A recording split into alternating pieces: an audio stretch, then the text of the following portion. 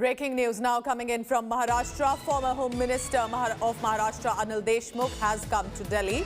Sources say Deshmukh likely to move Supreme Court seeking a protection from any coercive action by the ED in the alleged extortion case. Remember, ED had twice summoned Deshmukh already after the arrest of his personal secretary and personal assistant.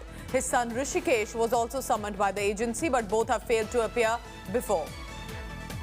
Divyesh Singh is reporting live from Mumbai. He's now joining me for the same. Divyesh, this is big news because it's correct that he hasn't really even responded to the summons in presence and now is going to move to the court before any action could be taken against him. What are you picking on the details?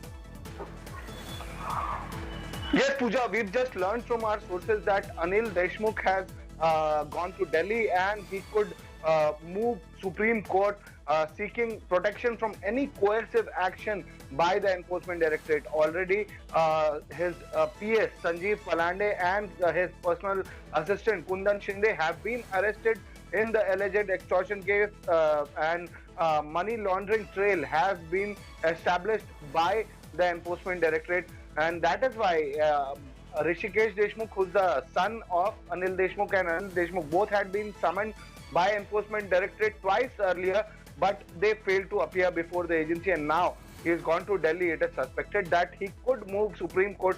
As we've also seen that Pratap Sarnaik, a Shiv Sena leader and MLA, he had in the Tops Group case moved Supreme Court and had also gotten some protection from the Supreme Court regarding no coercive action be taken against him in the Tops Group case. And if Deshmukh moves Supreme Court, he could cite example of the same order. And very interesting what you're telling us, Divyesh, is the former Home Minister of Maharashtra seeking legal remedies to avoid any possible action. Remember, this is 100 crore almost extortion racket allegations against him. Divyesh is tracking all the latest. Divyesh, thank you very much.